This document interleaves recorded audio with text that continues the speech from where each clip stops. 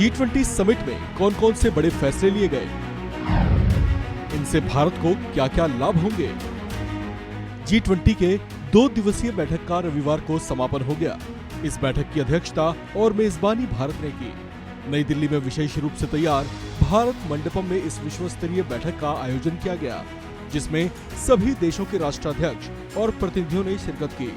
इस सम्मेलन को दुनिया भर की मीडिया ने कवर किया। इस बड़े और भव्य आयोजन पर लगभग 4100 करोड़ रुपए खर्च हुए।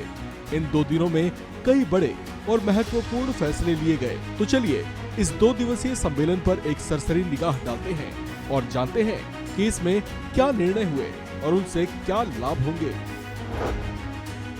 इस G20 सम्मेलन में एक बड़ा घटनाक्रम हुआ, जिसने दुनिया भर का ध्यान अपनी ओर खींचा। दिल्ली में आयोजित G20 सम्मेलन में अफ्रीकन यूनियन को G20 समूह में शामिल कर लिया गया। ये बड़ा और विश्व साझेदारी और सहयोग की दिशा में बड़ा कदम था। दरअसल अफ्रीकन यूनियन का गठन लीबिया के पूर्व तानाशाह गद्दाफी की अगुवाई में हुआ था। इसमें अफ्रीका के कुल 55 देश शामिल हैं। ऐसे में इसका G20 में शामिल होना एक बड़ा कदम माना जा रहा है।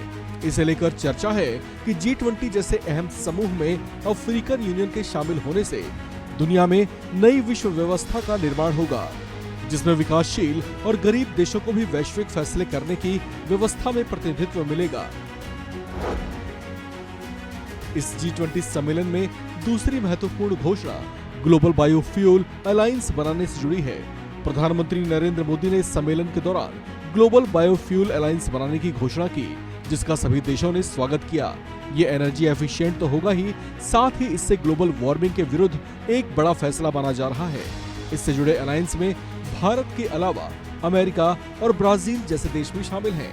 इसके तहत अब गठबंधन के जरिए रिन्यूएबल एनर्जी या अक्षय ऊर्जा को बढ़ावा दिया जाएगा। साथ ही कार्बन उत्सर्जन को कम करने का भी प्रयास किया जाएगा। इस G20 सम्मेलन में एक बहुत बड़े प्रोजेक्ट पर सहमति भी बनी है। ये सहमति रेल लिंक परियोजना से जुड़ी है, जो भारत, सऊदी अरब, यूरोप और अमेरिका को एक साथ जोड़ने वाला रेल लिंक प्रोजेक्ट होगा। ये महत्वाकांक्षी प्रोजेक्ट रेल लिंक के जरिए south Asia, middle east, Europe और अमेरिका को एक साथ कनेक्ट करने वाला साबित होगा। आपको बताते चलें कि इस प्रोजेक्ट के प्रस्ताव पर चीन की आपत्ति भी आ गई है।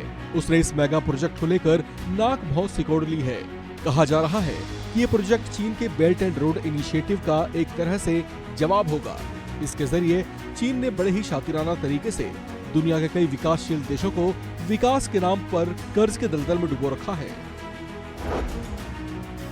इस G20 सम्मेलन में एक बड़ा प्रयास ये भी किया गया कि दुनिया भर के देशों में सद्भाव और मित्रता मजबूत हो सके। दरअसल रूस और यूक्रेन युद्ध की वजह से दुनिया के कुछ देशों के बीच तनाव की स्थिति बन गई थी, जिससे वैश्विक व्यापार भी काफी हद तक प्रभावित हुआ था।